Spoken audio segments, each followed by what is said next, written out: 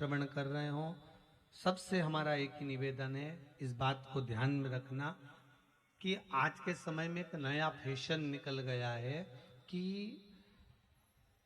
Mobile में महामृत्युंजय मंत्र डाल दिया जाता है और चलते फिरते खाते पीते महामृत्युंजय मंत्र बजता रहता है। या गायत्री मंत्र आपने अपने मोबाइल में डाल लिया, हनुमान चालीसा आपने अपने मोबाइल में डाल ली, चलते फिरते खाते पीते आप वो जप रहे हैं, पर शिव महापुराण की कथा कहती है महामृत्युंजय वो मंत्र है जिस मंत्र के बल पर स्वयं भगवान शंकर सामने आकर खड़े हो जाते हैं मृत्यु को जीतने के लिए। और उस मंत्र को आप गलत काम कर रहे हो, उसमें भी बज रहा है, रिंगटोन में चालू कर दिया है, मालूम पड़े सोच कर्म के लिए बैठे हो, कहीं वॉशरूम में गए हो, कहीं मुंह धो रहे हो, कुल्ला कर रहे हो, गलत किसी से झूठ बोल रहे हो, बात कर रहे हो और वो मंत्र तुम्हारे मोबाइल में बज रहा है, उसका दोष तुमको सहन करना पड़ेगा, उसका कष्ट तुमको सहना पड़ेगा, कोई दूसरा नहीं सहेगा। मंत्र का प्रयोग, मंत्र का उपयोग आप करो, मना नहीं है, परंतु उस मंत्र का प्रयोग जब आपको लगे कि मुझे इस मंत्र की जरूरत है तब उस मंत्र को छोड़ा जाए। भगवान राम के उस तर्कस के अंदर कितने बाण थे, पर भगवान ने समय समय पर छोड़े कि हाँ अभी इस बाण की जरूरत है, छोड़ दिया जाए, अब इसकी जरूरत है, छोड़ दिया जाए, अब इसकी जरूरत है, छोड़ दिया जाए। लक्ष्मण जी ने बार बार भगवान राम से कहा एक मिनट में निपटा दो इस रावण को, भगवान कहते नहीं, पहले छोटे छोटे बाण छोड़े जाएंगे। डॉक्टर भी अगर टेबलेट देता है, डॉक्टर भी दवाई देता है तो पहले छोटी छोटी देता है कि हाँ ये काम कर जाएगी, ये काम कर जाएगी, ये काम कर जाएगी। जब इतने mg की काम नहीं करती, 60 mg 70 mg 200 mg की काम ना करे, फिर 500 mg पर पहुंचता है कि हाँ अब ये दवाई काम करेगी, 500 से फिर आगे बढ़ेगा 550 mg की, 600 mg की भेजेगा।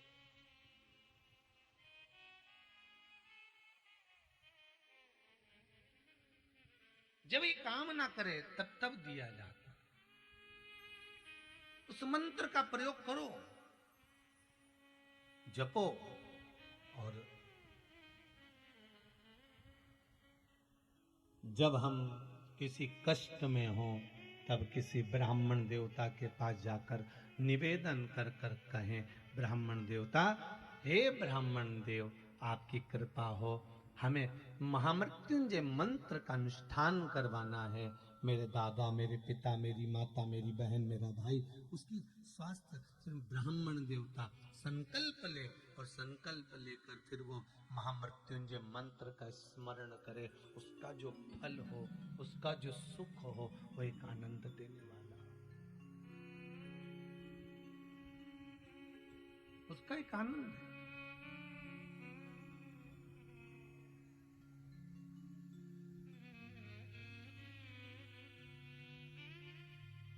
जीवन की शरणागति का पथ है,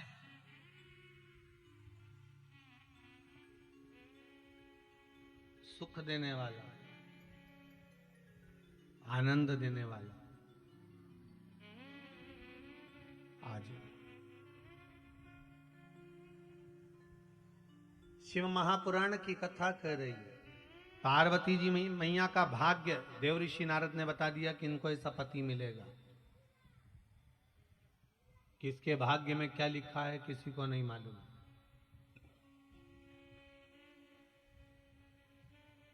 एक पत्नी ने अपने पति से कहा, सुनो तुम वहां बैठकर सारी दुनिया के लोगों को इतना इतना पैसा दान देते हो, तुम्हारी बेटी दुखी है, तुम्हारी बेटी का भाग्य में कुछ नहीं लिखा, उसका पति बेचारा कुछ नहीं करता, रोता रहता दिन भर बैठकर, मेरी बेटी रोती रहती है, तुम दुनिया भर में इतनी कथा सत्संग करा रहे हो, अपनी बेटी को थोड़ा दान नहीं कर सकते? थोड़ा बहुत पैसा अपनी बेटी को दे दो। पति बड़ा विद्वान था, पति ने अपनी पत्नी से कहा फालतू बात मत करना, मेरी बेटी का भाग्य अच्छा नहीं है इसलिए नहीं दूंगा। तो इतने में पत्नी ने कहा, तुम क्या भाग्य विधाता हो जो तुम कह रहे हो कि मेरी बेटी का भाग्य अच्छा नहीं है? तुमने उसका भाग्य लिखा है क्या? इतने में पति ने कहा, अगर बेटी का भाग्य अच्छा होता तो इतने करोड़पति के घर में दी थी मैंने बेटी को, और मालूम पड़े रोड़पति में हो गई।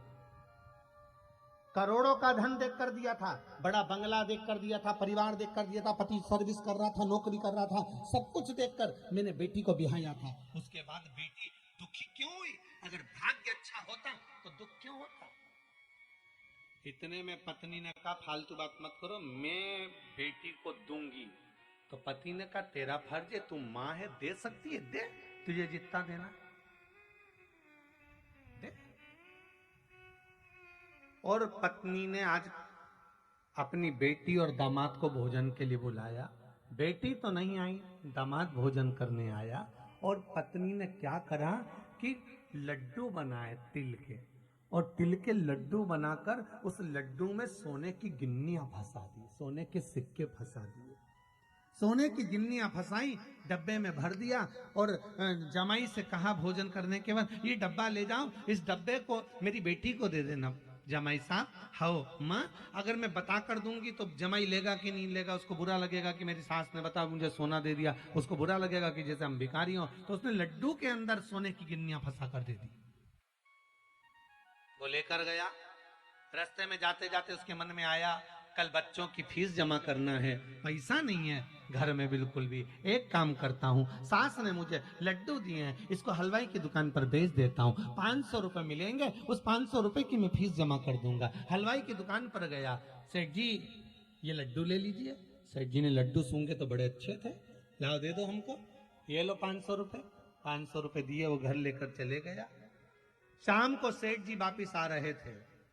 सेठ जी आते आते उनके मन में आया, आज मेरी पत्नी का जन्मदिन है, लड्डू लेता हुआ चलता हूँ। हलवाई की दुकान पर गए, आवाज लगाई, सेठ जी कहाँ हो? सेठ जी आए, बोलो साहब लड्डू दे दो जरा 2-4 किलो। ताजा डब्बा आया है लड्डू का, यही ले जाओ। लड्डू का डब्बा दिया, सेठ जी घर ले जाकर लड्डू पहुंचे। आज पत्नी का जन्मदिन था, जन्मदिन पर लड्डू जैसे ही पत्नी के मुंह में दिया तो सोने की गिन्नी आ गई। पत्नी ने पूछा, ये लड्डू कहाँ से लिया? इतने में पति ने कहा, हलवाई की दुकान से लाया हूँ। ये लड्डू हलवाई की दुकान पर कहाँ से आ गए? पता नहीं।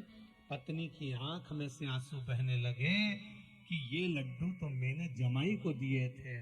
पत्नी ने पति के चरण पकड़े, आप सही कहते हो, भाग्य में नहीं होगा तो कोई कितना भी दे दे पहुंचे नहीं पा सकता।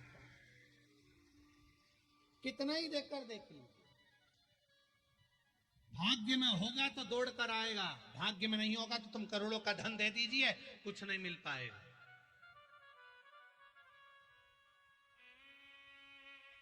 कितना झगड़ा करता।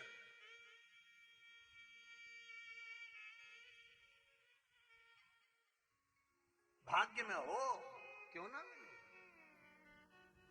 कितने लड़े एक मकान के चक्कर में, भाई भाई लड़े एक मकान के चक्कर में। मेरा है, माँ ने मेरे को दिया था, मम्मी ने मुझे दिया था, पिताजी ने मुझे दिया था, लड़ाई करी, अदालत में बात हुई, सब कुछ करा, विवाद पर विवाद, विवाद पर विवाद हुआ।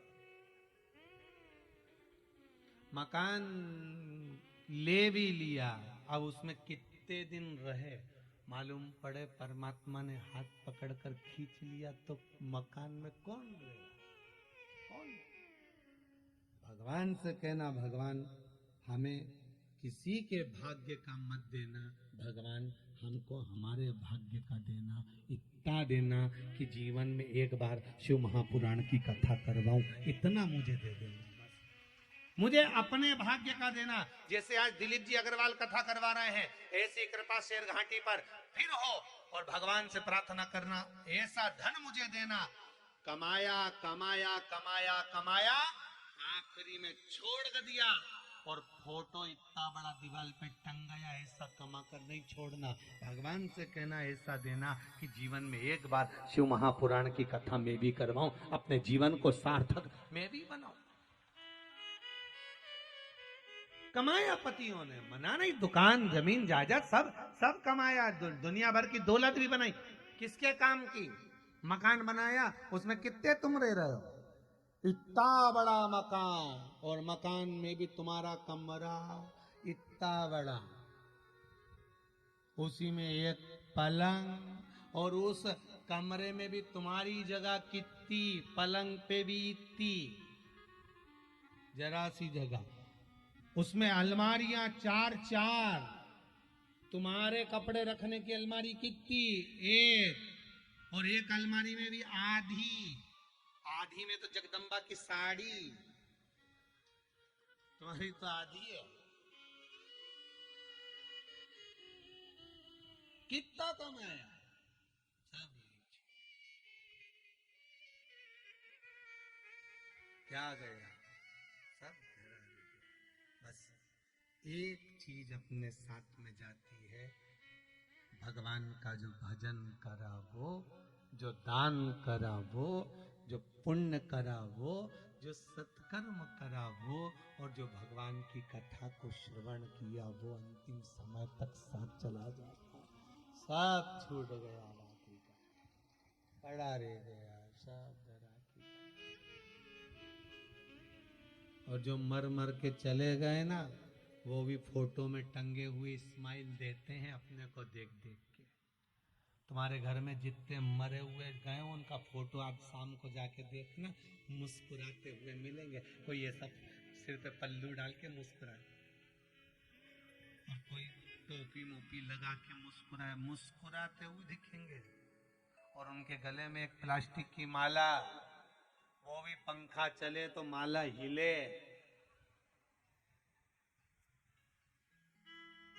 और वो फोटो में भी अम्मा इसलिए स्माइल देती है, बेटी हम भी जोड़ जोड़ के मर गए, आखिरी में टंग गए, और तू भी जोड़ जोड़ के मर जाएगी, आखिरी में तू भी टंग जाएगी। यही लाइन से ढेर सारे टंगना। कर लो भजन।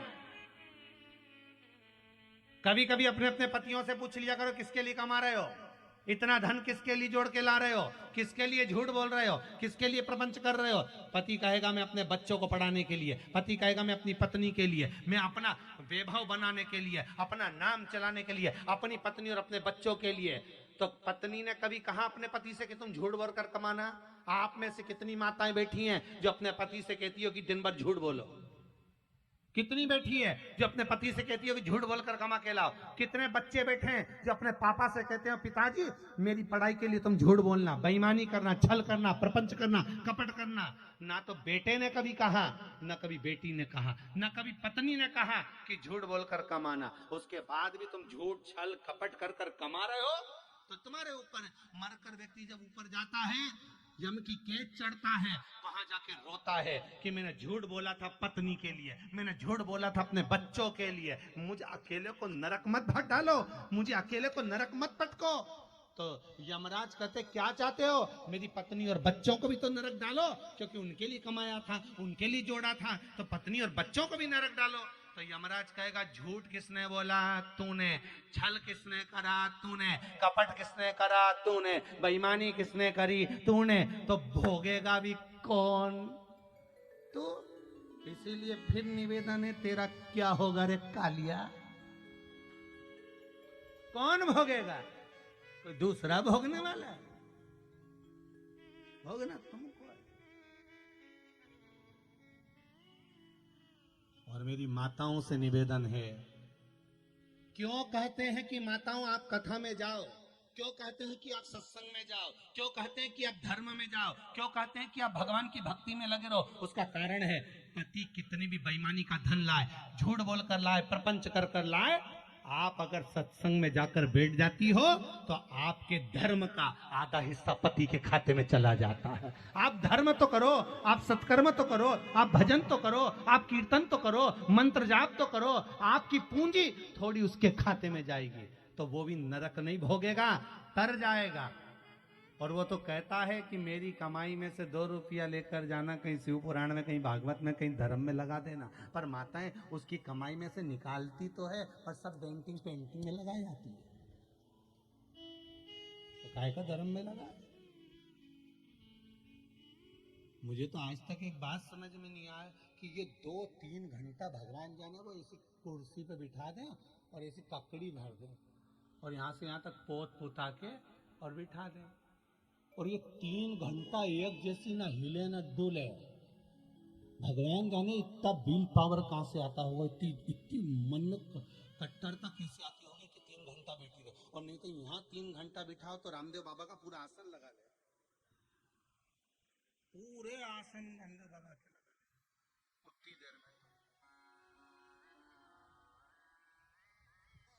वो तो इसका बस नहीं चले तो कपाल भारती भी कर।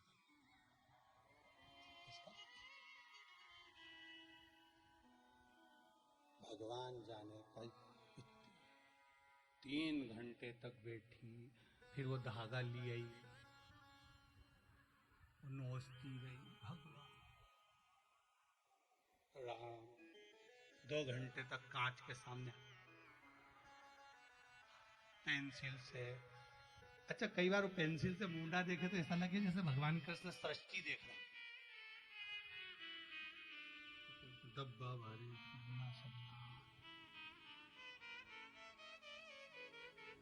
भगवान। इधर से नीली, इधर से कत्थई, भगवान।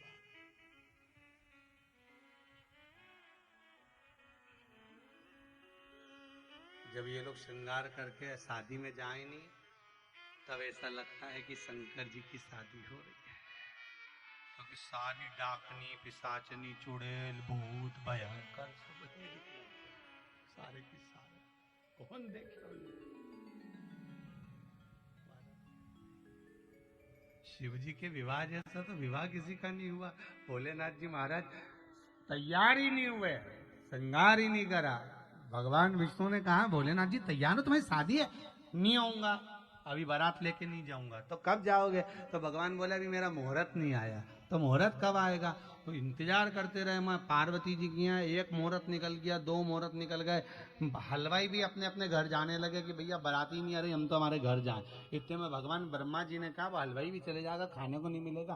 भगवान बोले अभी मुहूर्त नहीं आया। मुहूर्त का इंतजार करते रहे। तब 15 दिन बाद सामने से एक अर्थी आई, राम नाम सत्य है, राम नाम सत्य है बोलते बोलते आए। शंकर जी उठ के नाचने लगे, मेरा मुहूर्त आ गया, अब मेरा मुहूर्त हो गया। शंकर जी की बारात कब निकली थी? जब सामने से अर्थी आई थी। जैसे ही अर्थी आई, मुर्दा में आग लगाई। आग लगाई, शंकर भगवान मन में सोचे मेरा पाउडर का डब्बा तैयार। और उन्होंने पाउडर माउडर लगा के जो तैयारी करी और बारात निकली। आज भी नियम है, शिव जी की बारात निकली थी, सामने से अर्थी आई थी, तब शंकर की बारात निकली थी। हिंदू धर्म की रीति है, आज भी आप कोई अच्छा काम करने जा रहे हो, सामने से अगर मुर्दा आता दिख जाए, अर्थी आती दिख जाए, समझ लेना तुम्हारा काम सफल हो जाएगा, तुम्हारा कार्य सफल हो जाएगा। समझ लेना, आज भी नियम है, सामने से मुर्दा आते दिख जाए तो कार्य सफल है। स्वप्न में किसी मरे हुए व्यक्ति को देख लो, समझ लो कि आज कोई अच्छा काम होने वाला। किसी अपने व्यक्ति को मरा हुआ देख लिया, समझ लेना उम्र बढ़ गई। तो इसका मतलब ये नहीं है कि तुम शमशान के पास घर बना लो। हाँ, तुम्हारा क्या भरोसा? तुम सोचो सीवर वाला महाराज बोला है कि मुर्दे को देखो तो काम सफल होता है। तुमने कहा अपन मकान ही शमशान के पास बनाएंगे, अपन तो प्लाट ही में कर देंगे, तो वहां से रोज आता जाता मुर्दा ही मुर्दा दिखेगा। इनका क्या भरोसा? बारात चली धड़ा के शिव जी के खूब दौड़ धाम से।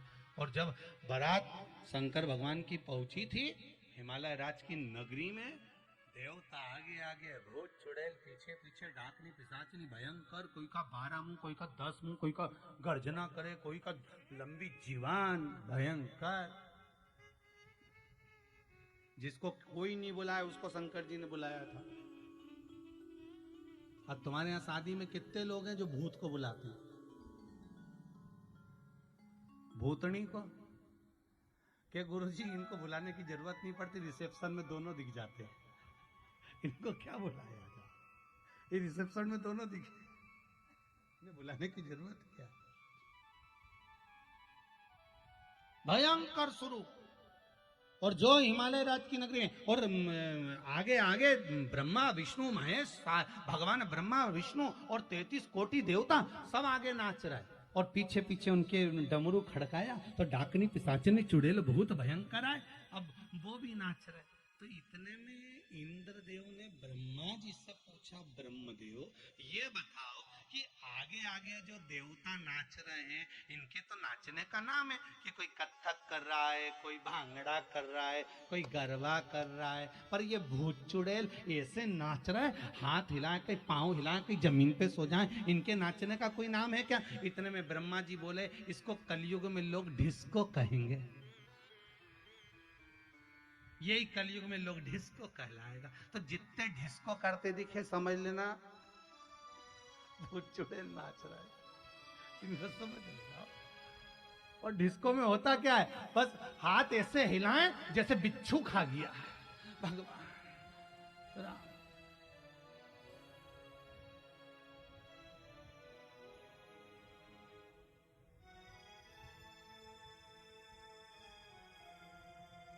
और यहां तो ठीक है,